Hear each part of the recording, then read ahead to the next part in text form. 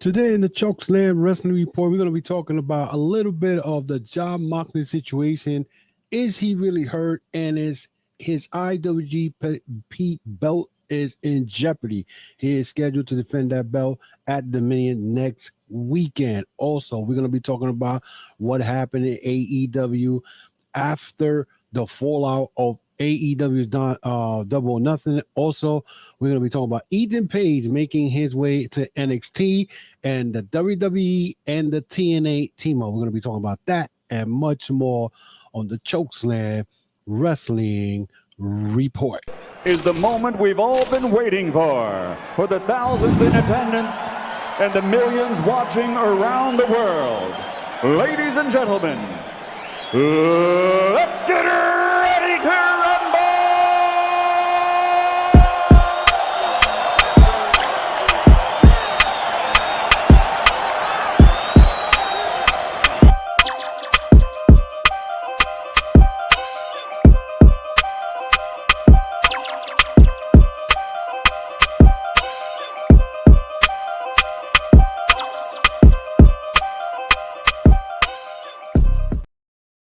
Welcome to another episode of the Chokeslam Wrestling Report. I am your host, the infamous Ultimate One from the Boogie Down Bronx, New York City, and I am here with another episode for you guys and whatnot. And we definitely need to talk about what happened so far this week in AEW and a lot of stuff that came out of AEW Double or Nothing.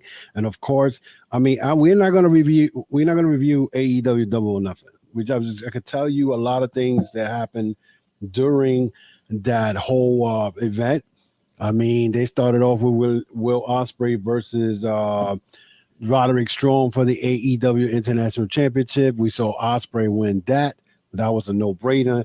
Adam Cole came out and pretty much came with the devil mask.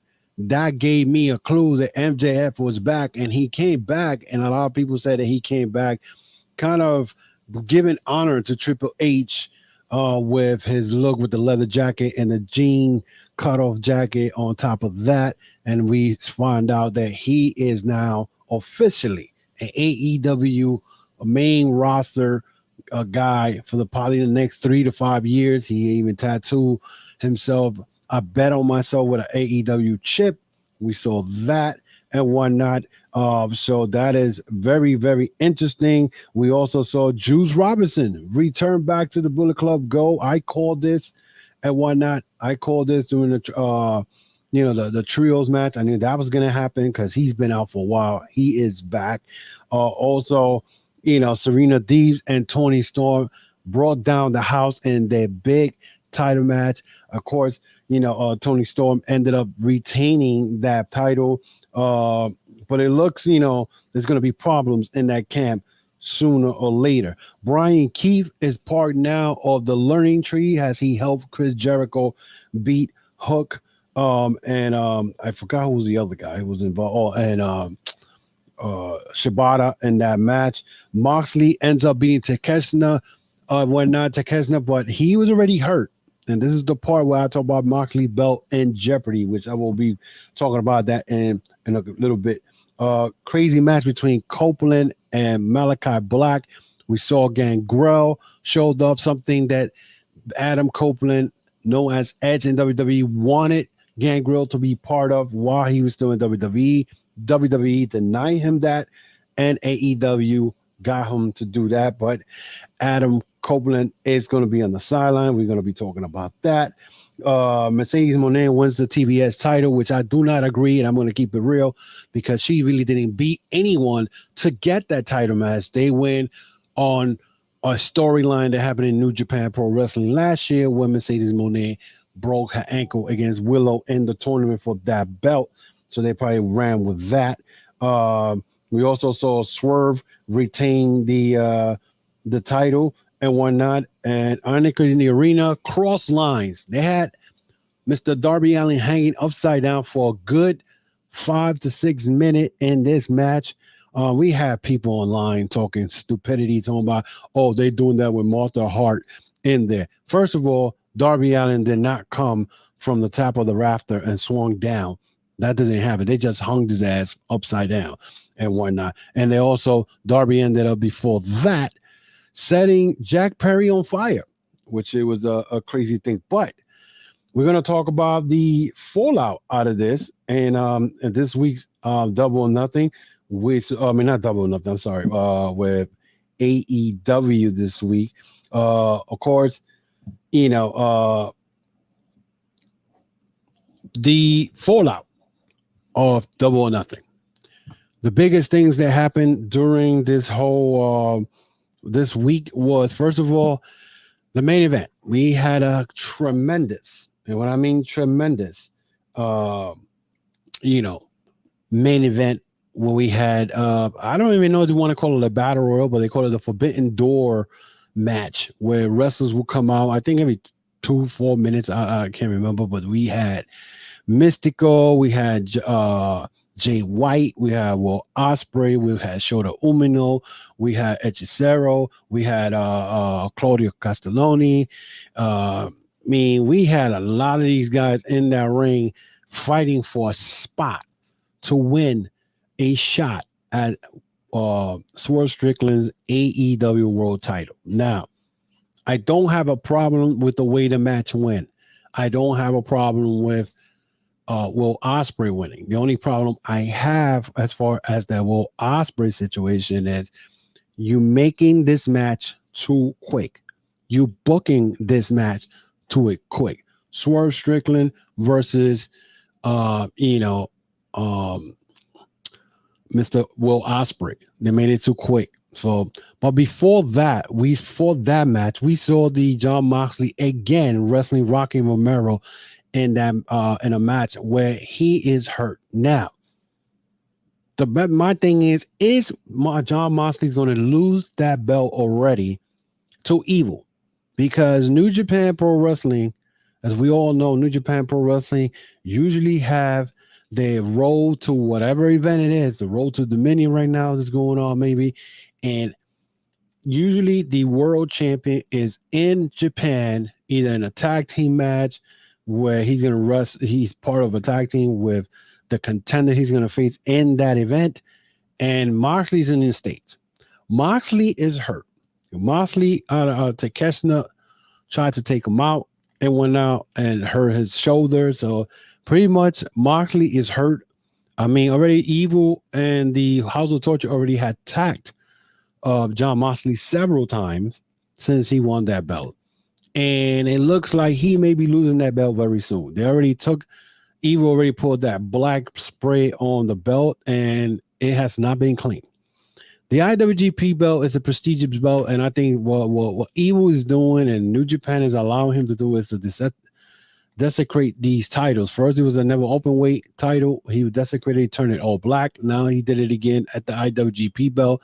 And instead of Moxley cleaning that up, he has not even done that. So do I see Moxley losing the belt next weekend? I do. I'm going to be honest. They want to keep that belt in Japan. They don't want to keep that belt in outside of Japan in the United States, because you never know what can happen. Not that I'm saying that AEW is going to allow something crazy to happen, but we don't know. We do not know.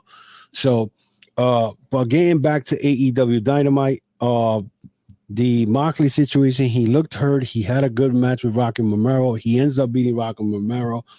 And Romero wasn't playing because he pretty much attacked Moxley in the beginning of the match also. So let's go on what happened in Dynamite. We saw Stephanie Vaquel is the New Japan Pro Wrestling Strong Open New Japan Strong Women's Champion. She beat Julia for that belt. Stephanie Vaquel is a CMLL World Champion, CMLL World Tag Team Champion in Mexico, and she's a strong, again, New Japan Strong World Champion. She's now looks like she's going to be the one who's going to be challenging Mercedes Moné. The crazy part is that Mercedes Moné and Vaquel, it's not the first time they've been around in the same promotion, but never squared off. They were in that. Vaquel was in the New Japan Strong tournament when Mercedes hurt herself against Willow Nightingale. Willow Nightingale, I think, was the one that beat Stephanie Vaquel for a shot at that belt. But I don't remember. I think it was, but Stephanie Vaquel is a chick that you do. She's somewhere in the league of Julia. She's the next big thing going on. Now, Stephanie Vaquel wrestles in Mexico a lot. She is a Brazilian born. The woman has skills. And for those who don't know about Stephanie Vaquel, let me tell you something. You don't know what you're missing. Sure enough, I could see all these wrestling trolls where maybe one day she'd be like, oh, I'm going to WWE. And we may see her there, and then we know, oh, Stephanie Vaquel's the AEW lost out. Because, this is what's been going on with the trolls in WWE and whatnot. With the e-drones in the podcast and the in social media. Because this week I was attacked in a podcast. They know who they are. And I'm sure they're going to see this podcast and say something. Yeah. It was said that I was bitching because I said Bronson Reed doesn't win a WWE title in WWE. And then for those who know wrestling and they don't play that tribalism bullshit, they know I'm right. The man has been there and nothing has been done, And again, this is my platform and I'm going to say whatever I want. You don't like it, you could make a left. Because honestly, that's the way it has become now. In my 5 years doing this is what has it become. I say something, the WWE drones don't like what I said, don't like facts, because those are facts. These people nowadays have turned to, tribalism. And they become, I'm not part of tribalism. Oh, yes, you are. Most definitely you are. But anyway, let's continue on with the fallout of the Double or Nothing. Also, we saw Trent Beretta join the Don Callis family. That one caught me off guard because I was thinking that Orange Cassidy was going to join. For some untold reason, I felt like either he's going to join, he's going to turn him down, and then now we're going to have Orange Cassidy wrestle Takeshita or Powerhouse Hobbs is hurt, or, he'll have wrestle Cal Fletcher, one of the guys, or maybe again, Ospreay eventually. No, that's not what happened. Trent Beretta joined the Don Callis family, but now with Willow Nightingale's best friend, who now is probably her enemy, and that is Chris Stanley. Chris Stanley, of course, turned on Willow when she lost the belt to Mercedes Moné on Sunday. So now it looks like Nightingale hasn't been seen, lost the belt. I felt that she was a transitional champion, which I did not like, to give the belt to Mercedes Moné.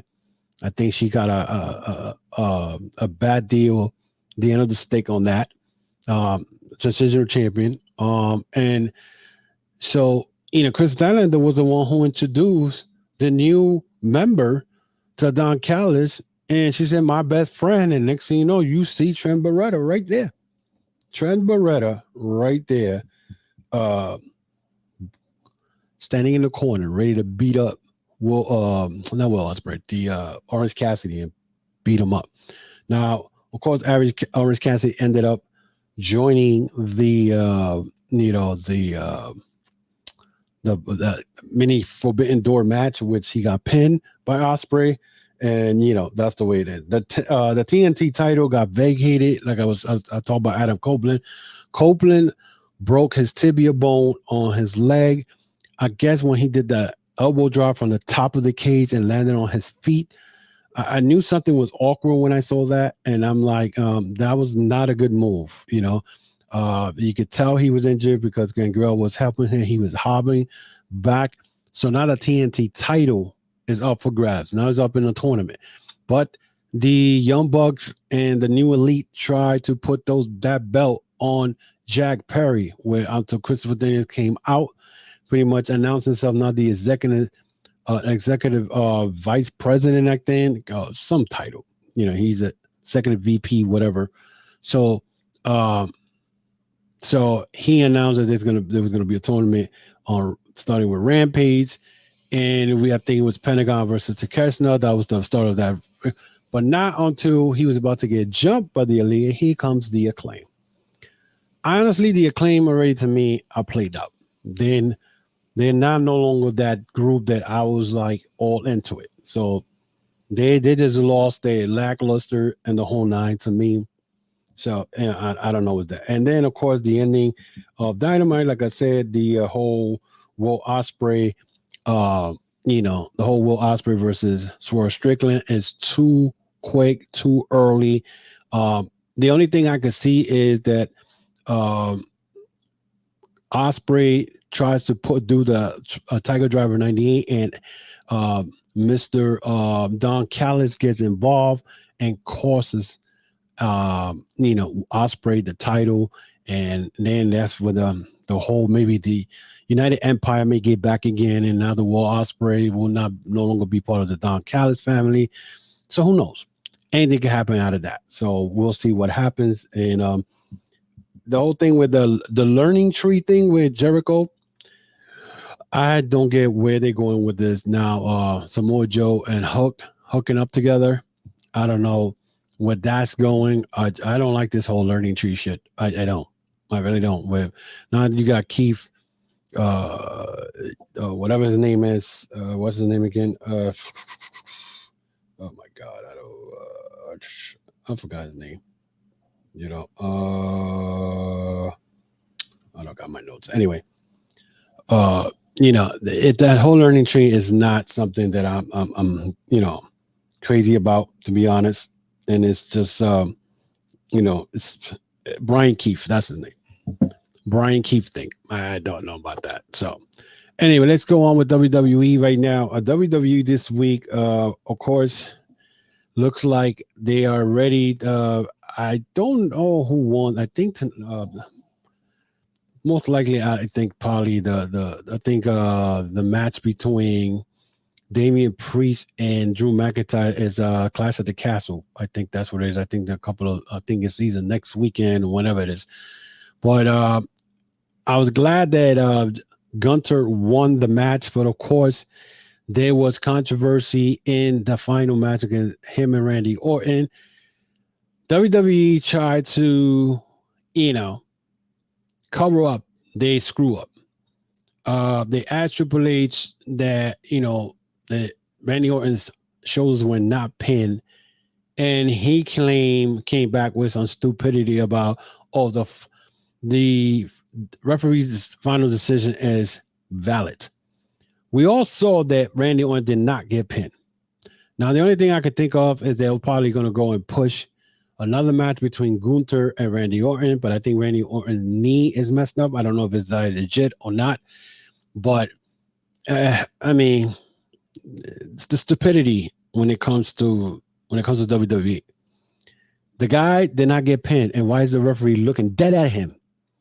And he's getting pinned, and he counted to 3. Somebody please tell me that. But of course, when I bring stuff like that up, they were like, oh, stick to my New Japan and AEW because I don't know what I'm talking about. Stupidity that I see on social media, the conversations I have with certain people. And at the end of the day, they get blocked because, the disrespect, they don't respect someone's opinion and they always want to be right. And their behavior won't be tolerated by me, so they get blocked. So to me, honestly, I feel that, if you're going to push it, if you're going to do something like that, make it where the referee don't see his shoulders not being pinned. But don't make it that he's looking dead at him and he's still getting pinned. Someone explain that one to me. You know what I'm saying? Makes no sense. The queen, the ring winner, Nia Jax, we all know I called it. I freaking called it. I knew she was going to win.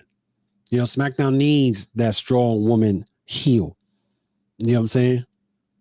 And then we had the women's championship match with Becky Lynch versus Liv Morgan. Now, my thing is, if Becky Lynch did not have a new contract, why did they give her the belt in the Battle Royal when I believe it was her and Liv Morgan were the last people during the match? And Becky Lynch won only to hold the belt what, 2 or 3 weeks, and then lose it back to Liv Morgan. You know, again, not making sense. The women's division, sometimes I feel that it looks like it's going to a good direction, but then they go and do something like this. Now, if you was going to give it to Liv Morgan, you might as well have gave the belt to Liv Morgan at the Battle Royal if Becky Lynch is not signed. Now, of course, a lot of these people are like, Becky Lynch, I think a contract ended either today or sometime in the ending of May. And everybody's talking about, you know, oh, she's going to AEW. And Tony Khan should get her. Why? Number one, Tony Khan should be getting no more wrestlers. Because at this point, well, it looks like it's good news. They might get the money they want as far as the TV deal is concerned. But why bring another woman in there? You got Camille, supposedly, the rumor was that she signed with AEW. She hasn't made her debut yet. You got Raquel, the New Japan Strong, coming in. You got Mercedes Moné that came in, and she should be feuding with Saraya instead of Stephanie Raquel. You know what I'm saying? But I guess it's putting that for Forbidden Door. You know, why would you want Becky Lynch? Now, don't get me wrong, Becky Lynch goes to AEW, it'll be a big headline, but come on, we already saw what they did with Mercedes Moné. They brought her in. All she did was yap her mouth, goes and wins the TBS title without beating anybody ahead before it got to Willow. Only to then have her wrestle Sky Blue this week, beat Sky Blue, but now Stephanie Raquel is going to be the one who's going to face her. See? It's just craziness. It's just craziness. So that was one of my biggest problems I had when it came to, you know, the women's title match. The winners of the King and the Queen, I have no problem. I have no problem with that. I believe that, and then not only that, but I feel like they probably must have heard me because I talked about the end goal of winning King and the Queen of the Ring, and then the winner should get a world title shot. Eventually, Triple H must have heard me from far away because next thing you know, that same day I did the podcast, they announced that Gunther and Nia Jax are getting world title shot for SummerSlam, and not SummerSlam, it's a 2-night show. Don't know why. Of course they got those ideas from New Japan because New Japan used to do Wrestle Kingdom 2 nights in a row. Well, they desperate. To me, when they do stuff like that, they desperate. They did. That concept is good at the while, but then it's gonna get. You're gonna run out of ideas, But anyway, I might be wrong. At least I admit I could be wrong, but that's just me. Also, we also saw this week something very interesting. Before I go to Jordan, yes, let's go talk about Jordan Grace. Jordan Grace came and confronted Roxy Perez in NXT this Tuesday, and she's going to be the challenger against Roxy Perez. The TNA Knockouts title is not on the line, but the NXT is at Battleground. Now, when I saw that, I said to myself, I'm not surprised that Jordan Grace is back in WWE because she did participate at the Royal Rumble this year. But the fact that I see a TNA female wrestler again in WWE, this time not at the Royal Rumble, but in the middle of an NXT show. Now, with that being said, we'll bring up the subject of the WWE and TNA team up. Why is TNA teaming up with WWE? Of course, we know it's the fact nobody's watching this. Now, this week, I think it was this week or last week, I spoke to somebody online about that when I said that nobody's watching TNA. Nobody can see TNA because TNA is in the Access channel and not everybody has that channel. They're averaging almost 75,000 views to 95,000 views a week. That's how much they're averaging. Then to top it off, of course, they had a 500 pay-per-view buys for the last pay-per-view that they had. 500 pay-per-views.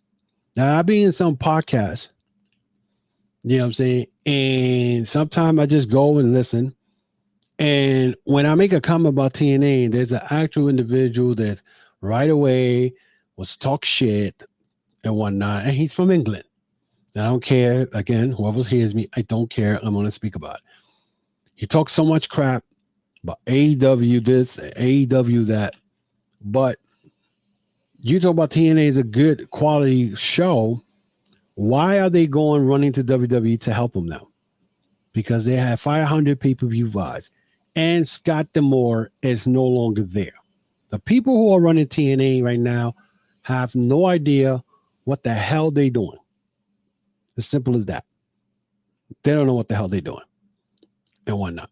So they dancing with the devil or going to sleep with the devil, making business with WWE. And anyone could tell me that I'm talking crap because I hate WWE. You know, that's a strong word. Hey, I don't hate WWE. I don't like sometimes the way the booking is run. You know what I'm saying? And the favoritism that they do. They don't push talent. Okay. You know, like Ricochet, great talent, got all the moves, has not done shit in the last 2 or 3 years. They gave him a belt for Twitter. It's called Speed. Wrestle a match in 3 minutes and he wins it. That's a worthless title. Let's be realistic. You know what I'm saying? Elon Musk paying millions of dollars to WWE for that crap. Come on. You know what I'm saying? So I don't hate WWE. I just talk logic. You meant to be not logic to you, but it's logic. Okay. The fact that we have now WWE working with TNA and we could already see, and I saw this 5 years ago. In 2015 or 2014, one of those years, Evolve decided to work with WWE. Where is Evolve today? Gone. Done. WWE went and ended up buying their library, and Evolve was kapoosh. And there's only one guy that I remember there that I said, this guy, when he is so young, but the talent that he has will be a world champion one of these days. And I'm talking about Austin Theory. He has not become a world champion yet, but he's become a United States champion, and he has become a tag team champion with the other goofball. I forgot his name. Okay. So Grayson Waller. So the people that I see that I watch, and I'll be like, okay, this person's going to be world champion. I haven't missed at all.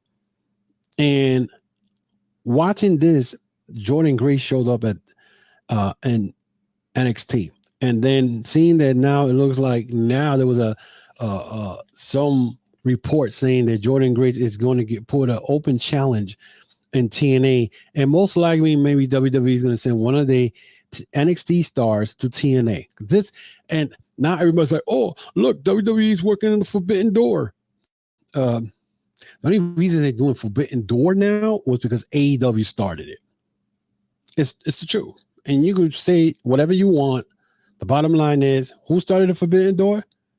Not WWE, AEW started it.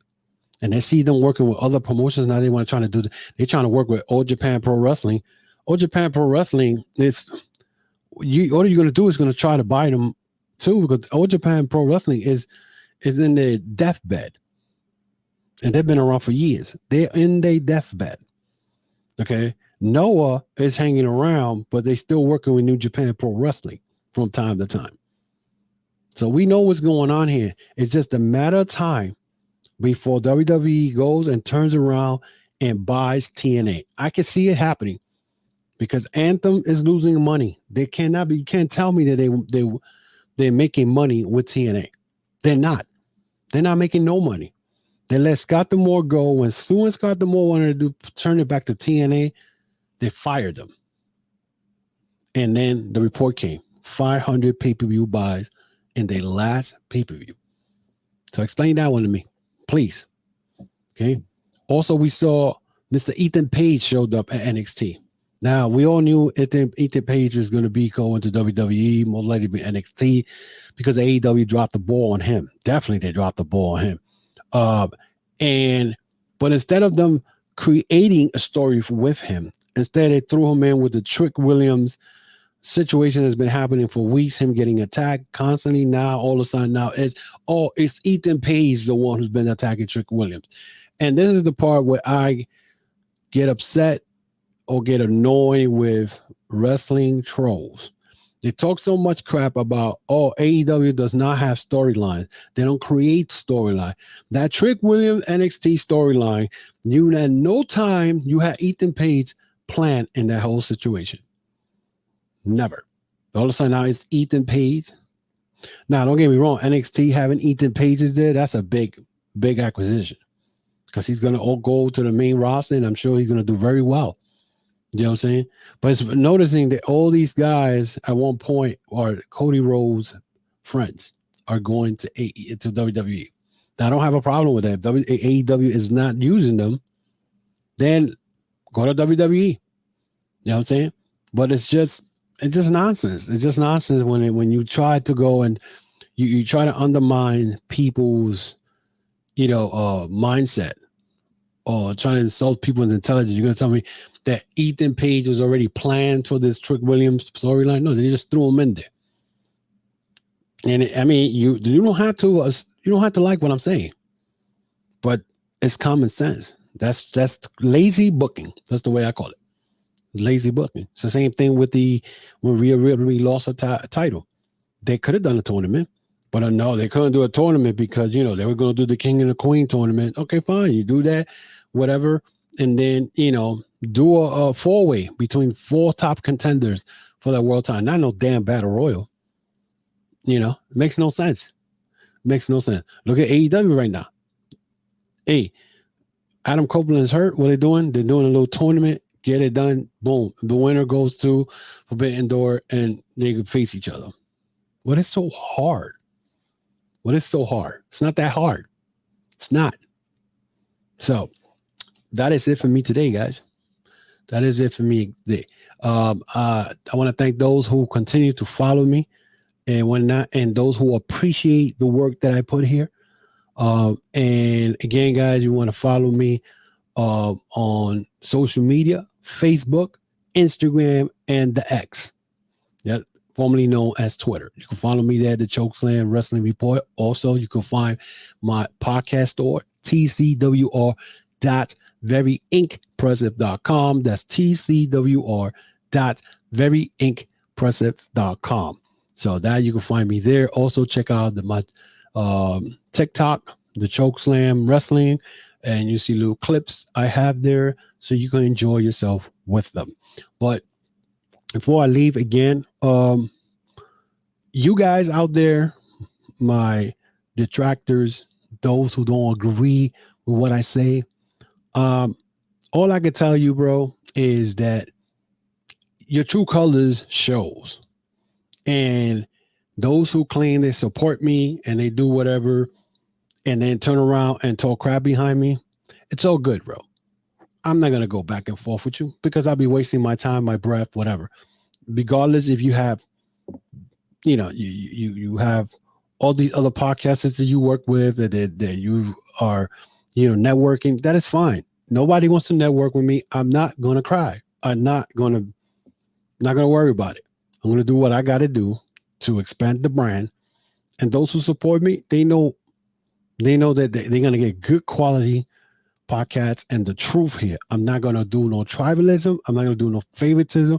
What's wrong is wrong. I don't care if it's AEW, New Japan, TNA, WWE, any of those. If they're doing something wrong, I'm going to talk about it.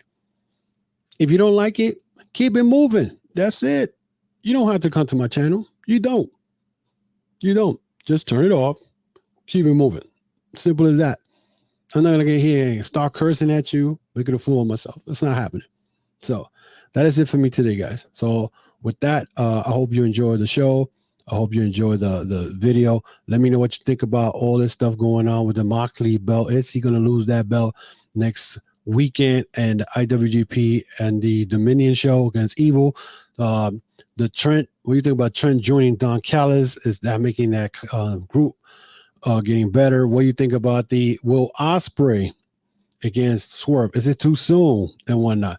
The TNT title getting vacated. I mean, what's your thought? Who do you think going to win that? Ethan Page and NXT. Do you think he's going to do very well? Is he going to be the NXT champion soon? I mean, he got the looks. He got the skills. He should be.